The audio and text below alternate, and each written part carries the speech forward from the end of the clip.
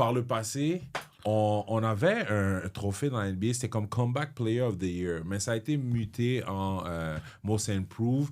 Mais tu sais, c'est quoi, j'ai envie de revenir aujourd'hui, c'est les joueurs qui nous surprennent cette année. Des gens qui avaient été bons, mais qui sont tombés, puis là qui se relèvent. Ouais, on avait c'est un bon, peu ça. oublié.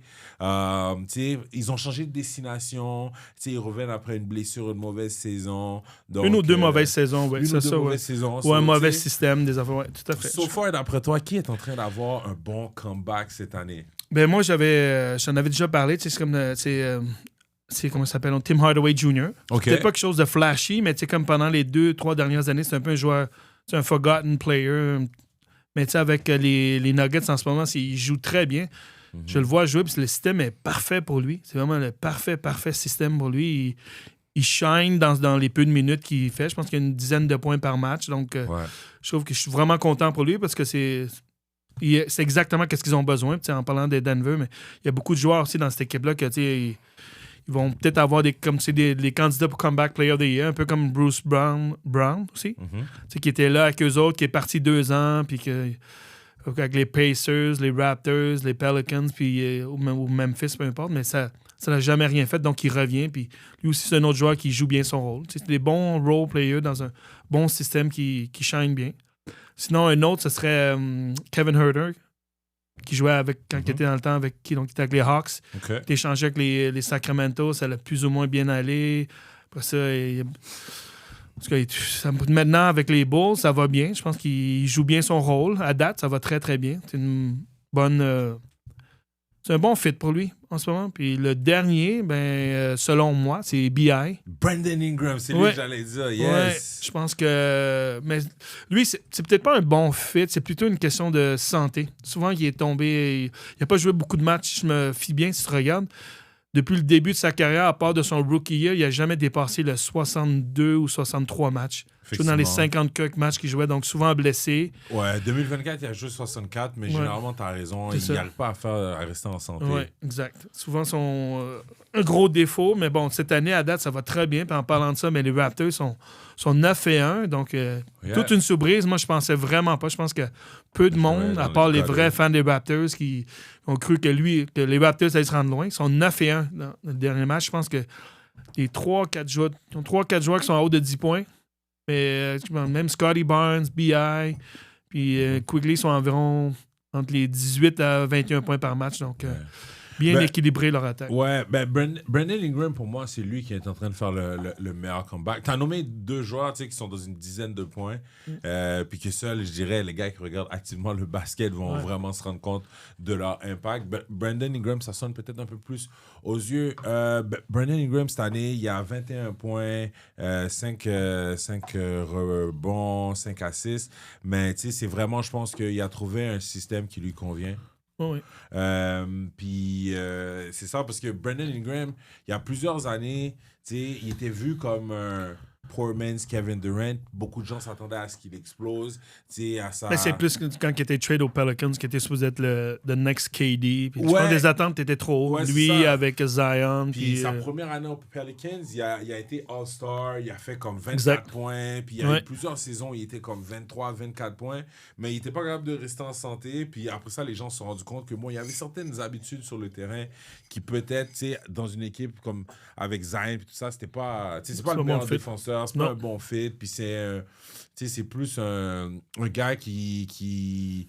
Bellingham ne bouge pas trop là. C'est plus, il va essayer de scorer et tout, puis il a besoin quand même de pas mal de shot attempts.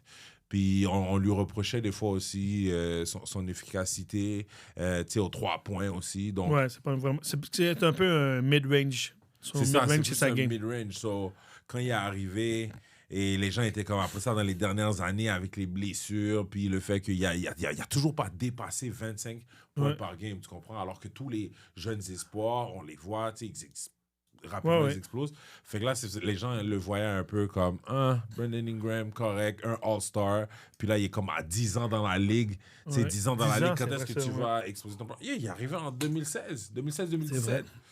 Donc, tu sais, juste l'année avant que LeBron arrive à LA. Encore LeBron, pourquoi tu ajoutes LeBron là-dedans? OK, LeBron, Lonzo, tous ces gars-là, Josh Hart, exactement. Fait que, non, je trouve qu'il est en train d'avoir un bon comeback. Raptors, très surprenant. Très, très bon. Donc, tu sais, des fois, c'est vraiment juste ça. Changer d'air dans la NBA peut vraiment faire une grande différence. Puis, parce que des fois, tu as des gars aussi, le système les avantage pas, ou la personne le fit n'est pas bon. Joue, le fit n'est pas bon. Est juste pas bon. Puis, tu sais, t'as une autre personne qu'on peut même parler de ça. Ou si tu joues pour les Kings ou les... Il y a ça aussi, oh mon Dieu.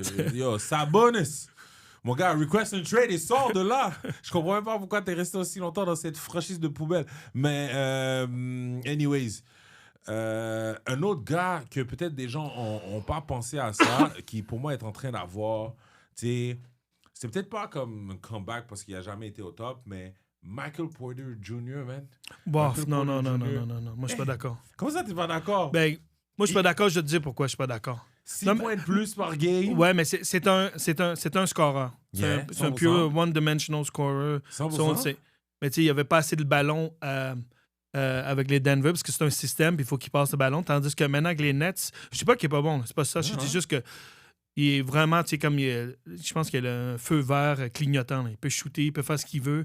Donc, ça l'aide sa confiance. Puis c'est un excellent shooter. Puis si tu regardes les games, ceux qui regardent les games, vous voyez souvent qu'il prend des shots assez difficiles, des fois même du 3 points. Je pense que c'est un des meilleurs shooters comme avec un défenseur sur lui. Parce qu'il est quand même 6 pieds 10, il saute sur sa shot de 3 points. Donc, il prend des shots.